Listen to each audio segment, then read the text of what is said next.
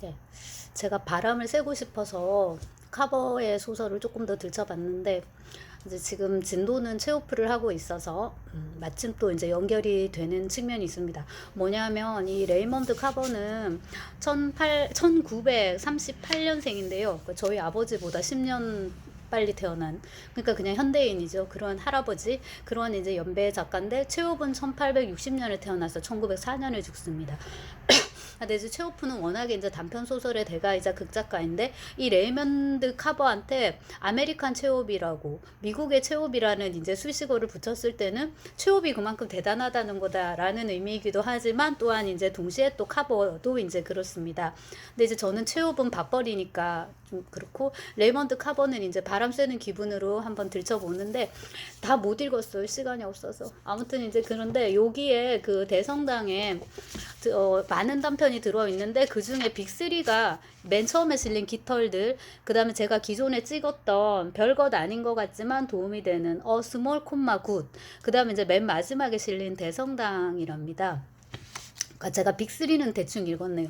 여기 이제 깃털들은 젊은 부부가 두 쌍이 나오는데, 남자 둘이가 같은 직장에 이제 다니든가 그렇단 말이에요. 그래서 이제 나라는 사람이 있고요. 나는 이제 버드랑 직장 동료예요. 그러니까 버드는 자기 마누라가 있고요. 나는 프렌이란 여자랑 그러니까 살고 있습니다. 아내입니다. 그러니까 버드 집에 초대를 받아서 가는데, 갔더니 애완조? 반려조? 새를 키우고 있는데, 공작인가 봐요. 되게 이제 화려하고 큰 새인데, 되게 이제 그게 그로테스크한 것처럼 묘사가 되고, 그 다음에 이제 이 집에 아이가 있는데, 아무리 그래도 남의 아이에 대해서, 이 새도 이름이 있어요. 조이고요. 아이가 있는데요. 아이가 너무 이제 못생겼다고 그렇게 이제 얘기가 나와요. 진짜 못생겼다라는 얘기조차도 그 아이한테는 영광일 정도다 싶을 정도로 이제 아이가 못생겼다. 이런 식의 이제 얘기가 나오고, 얘네들이 이제 사는 걸 보니까는, 네, 못생겼다는 말조차 녀석에게 영예로울 정도였다. 뭐 덩치가 산만하네. 뭐 이렇게.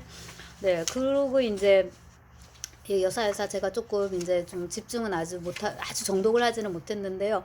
그렇게 하고서 이제 이 두 부부가 사는 걸 보고 집에 왔단 말이에요. 근데 그날 밤에 버드와 올라의 집에서 우리 집으로 돌아와, 부인 이름이 나오네요. 올라. 이불 속으로 들어갔을 때 프렌이 말했다. 조금 야하고, 이제 그녀의 그 말은 내 발가락 끝까지 가닿았고 나는 소리를 지르며 이제 놓아버렸다 해서, 둘이 말하자면 굉장히 격정적인 그런 밤을 보낸 거예요. 그러고 뭐야, 임신을 해버린 거예요. 그러니까 아기가 생긴 거죠. 그러니까 얘들이 그 버드 부부를 보면서 저렇게 공작새를 키우고, 몇 개월 된 피둥피둥 너무 못생긴 막 이런, 이제 아이라는 건 하나씩 사랑스럽지만 또 다른 한편으로는 굉장히 짐승 같은 존재이기 때문에 그런 거를 되게 묘사를 잘 해놨어요. 그래서 그걸 보고서 이제 우리는 이렇게 사는 게 좋다, 그냥 아이 없이, 이렇게 생각한 거잖아요. 근데 너무 뜨거운 밤을 보내는 바람에 자기들도 이제 아이가 생겼어요. 프레는 이제 유업회사에서 일하지 않았고 벌써 오래전에 머리카락을 잘랐다. 또 그녀는 내겐 너무 뚱뚱해졌다. 우리는 그것에 대해 말하지 않는다. 무슨 말을 하겠는가. 아이를 이제 키워야 되니까 여자도 당연히 머리 자르고 직장 못 다니고 뭐 등등등 뚱뚱해지고 이제 이렇게 되는 거죠. 요거 괜찮은 소설일 것 같은데 제가 조금 놓친 게 있을 법합니다. 아무튼 좀 재밌었고요. 그 중간에 보면 음식 얘기가 되게 많이 나와요. 이제 버드집에 초대받아 갔으니까. 식탁 위에는 구운 햄, 고구마, 메시드 포테이토, 라이머콩, 찐 옥수수, 그린 샐러드 등이 놓여 있었다. 프렌이 만든 빵은 햄 옆에 눈에 잘 띄는 곳에 있었다. 등등등 해서 음식 묘사가 많이 나오고, 또 음식 먹는 얘기가 많이 나와요. 부지런히 드십시다. 햄도 드시고 고구마도 드세요, 여러분. 뭐 등등등. 그래서 이 먹거리에 대한 이런 세밀한 묘사가, 이런 막 그 자갈치 시장 같은 그런 느낌, 막 사람도 너무 많고, 또 이 커버 소설에는 애도 너무 많고 막 시끌벅적하고 공부 하나도 못할 것 같고 막 그런 분위기인데, 여기에 이제 음식같이 어우러져 가지고 그 더러운 리얼리즘이라는 표현을 쓰던데, 그게 이제 딱 맞구나 하는 어 느낌을 제일 강하게 주는 이 소설이었어요. 요거랑 이제 그 다음에 그 별것 아니지만 그거랑 이제 지금 얘기할 대성당인데, 이 대성당 같은 경우에는 뭐 철학적, 사색적 이런 표현을 이제 붙여도 되겠죠. 화자는 이제 남잔데 아내가 있어요. 근데 아내가 옛날에 친구였던 혹은 약간 이제 일관계로 만났던 사람이기도 한데 어떤 시각장애인, 여기에 이제 나오는 표현으로는 맹인인데요. 그 맹인이 우리 집에 오니까 뭐 당신이 좀 맞아달라 약간 그렇다라고 이제 알리는 건데요. 이 맹인은 아내가 있었어요. 아내 이름도 나오더라고요. 뷰라인데 아내가 암에 걸려서 죽었더라고요. 좀 안타깝고, 이 아내 역시도 한때의 이 화자의 아내처럼 이 맹인을 돌보는 역할을 맡았었어요. 약간은 그 활동 보조 도우미 좀 약간 그런 이제 느낌인데요. 근데 이제 코네티컷에 사는 이 사람이 이제 오는데 학수고대할 일은 아니었다. 우리 집에 맹인이 온다니. 그 다음에 이제 이 사람은 또 당연히 맹인이다 하면은 갖고 있는 어떤 이미지들이 있는 거죠. 검정 안경을 끼고 뭐 등등등 이렇게 있고요. 소설을 읽어보면 카세트 테이프 이런 게 막 나와요. 그래서 그 예스러운 이런 느낌도 나고, 네, 여기 뷰라는 리프종으로 죽었네요. 임파선에 암세포가 자라고 있고. 아무튼 이제 이분이 왔습니다. 왔는데 보니까 어깨가 구부정한 40대 후반의 남자였다 였는데, 어머, 지팡이도 없고 검은 안경도 없네. 일반 맹인하고 조금 다르네. 약간 이제 그런 생각을 하게 되고, 집에 와서 이렇게 이제 같이 이렇게 지내요. 근데 이건 컬러 TV야. 맹인이 말했다. 어떻게 하느냐고 묻지는 마. 그냥 아는 거야. 이렇게. 근데 진짜 어떻게 하셨을까요? 좀 궁금하고. 아내가 잠깐 자리를 비워요. 아주 안 내려올 건지 뭐 어떤지 그런 모르는 상황에서 좀 나는 이 맹인하고 조금 머쓱한 불편한 이제 그런 시간을 이제 보내게 되는데, 마침 TV에서 대성당을 이렇게 보여줍니다. 그래서 맹인이 어떻게 생겼냐고 물어보는데, 이 화자가, 이 남자가 막 열심히 얘기를 해요. 뭐 일단 크고 뭐 사각형 이런 몸목에다가 뭐 지붕은 뭐 삼각형이고 뭐 어쩌고저쩌고 묘사를 하는데, 아무리 이거를 말로 해도 이미지가 그려지지 않잖아요. 그래갖고 이 맹인이 어떻게 요구 내지는 부탁을 하냐면, 종이를 가지고 오고 손으로 그리는 거예요. 이 화자가. 그리고 맹인은 그 화자의 손을 잡아요. 이렇게 네. 이렇게 잡고 손으로 같이 잡고 이렇게 이제 그리는 거예요. 근데 이 성당에는 사람이 없네. 성당에 사람이 없다는 건 말이 안 되니까 사람도 그립시다. 이런 식으로 이제 해요. 그러고 있는 사이에 이제 아내가 내려옵니다. 그래서 아내가 도대체 무슨 일이에요, 로버트? 지금 뭐 하시는 거예요? 무슨 일이에요? 이렇게. 괜찮아. 그가 아내에게 말했다. 이제 눈을 감아보게나. 맹인이 내게 말했다. 이렇게. 이 로버트가 맹인 이름이었나 봐요. 네. 그러고 보니까 또 되게 짧은데, 이 카버 소설은 항상 사람 이름이 나옵니다. 이것도 체오프하고 굉장히 많이 닮아 있네요. 체오프도 아무리 에피소드적인 짧은 인물이라도 이름을 다 주거든요. 네. 아무튼 이제 이래서 이렇게 그림을 이제 그리는 이거 진짜 대단하군요. 나는 말했다 하고 이제 소설이 끝납니다. 그래서 요거 번역을 김연수가 하고, 제가 소설은 시간이 없어서 다 못 읽고 김연수의 해설을 봤는데요. 아주 논문을 쓰셨더만. 굉장히 인상적이었고, 제목이 맹인에게서 뭔가를 보는 법 배우기 이렇게 이제 쓴 걸로 봐서도 대성당을 이제 염두에 두고 있다. 그 다음에 얼마 전에 그 신문에 실린 칼럼 김영민 교수의 칼럼에도 대성당이 끝에 이게 언급이 되더라고요.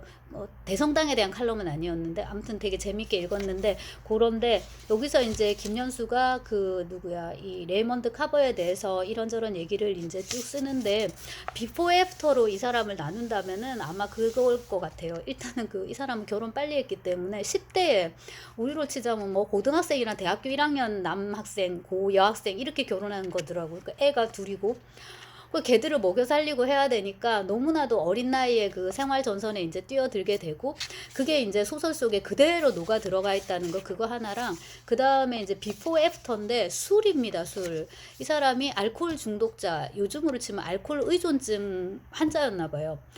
너는 왜 그렇게 의지가 약해? 왜 술을 못 끊어? 그게 의지적으로 끊을 수 있으면 그게 병이냐? 그러니까 중독증이라고 우리가 말을 할 때는 이미 이제 의지가 가닿을 수 없는 부분까지 이제 갔단 말이에요. 너는 왜 이렇게 분노 조절을 못해? 왜 이렇게 화를 많이 내? 마음속으로 정말 딱 3번만 딱 더 생각을 해봐. 숨을 가다듬어봐. 그게 되면은 그건 분노 조절 장애가 아닌 거죠. 뭔가 문제가 있으니까 이제 그게 안 되는 건데, 이 레이먼드 카버를 보면은 정말 멀쩡한 사람도 미칠 것 같은 소설 속에 막 그런 분위기가 많단 말이에요. 근데 이제 제가 가지고 있는 그 카버 소설에 대한 분위기는 아마 그 알트만 영화에서 가져온 게 이제 클 것 같은데, 여기서 이제 김연수가 요약한 게 가족, 애가 둘이었으니까 가족, 술, 소설 이 세 개가 이 작가에게 되게 유기적인 관계를 맺고 있는 것 같다. 그럴 것 같고, 그 다음에 이제 알코올 의존증을 치료를 했단 말이에요. 그래서 비포 애프터 술 마실 때랑 술 끊었을 때. 근데 우리가 읽는 이제 요거 대성당은 애프터입니다. 술 끊고 나서 이제 쓴 소설. 그 이후에 이 레이먼드 카버가 좀 어떤 소설 세계를 줬을까 되게 궁금한데, 안타깝게도 재혼도 했던데, 그러니까 이제 1번 아내, 2번 아내, 이것도 인생에서 되게 중요하겠죠. 2번 아내는 아이 없이 이렇게 살았던 것 같더라고요. 그냥 이렇게 글을 쓰면서 이제 행복한 삶이었을 것 같고요. 근데 문제는 그렇게 하고서 5년인가 있다가 폐암에 걸렸나 해서 이제 사망하게 됩니다. 그게 네, 인생이고, 그 다음에 이번에 이거 해설 보면서 알았는데, 이제 저의 전공과 조금 관련이 있어서, 이 레이먼드 카버가 1982년에 요청으로 도스옙스키 생애를 다루는 시나리오 개작 작업을 했답니다. 이거를 쓴 사람이 대본을 알렉산드르 솔제니친이네요. 솔제니친이 수용소 군도, 뭐 이반 데니소비치 하루, 안병동 뭐 이런 거를 쓴 러시아의 그 소련의 대표 작가이고, 러시아 문학에서는 수용소 문학 이렇게 정리를 합니다. 이제 저는 강의에서 항상 마지막에 또 솔제니친을 하고, 심지어 지난 여름에는 논문도 썼는데요. 솔제니친이 이제 미국에 가서 살았으니까 망명해서 솔제니친한테 너가 도스옙스키 생애 대본을 써봐 이렇게 했나 봐요. 근데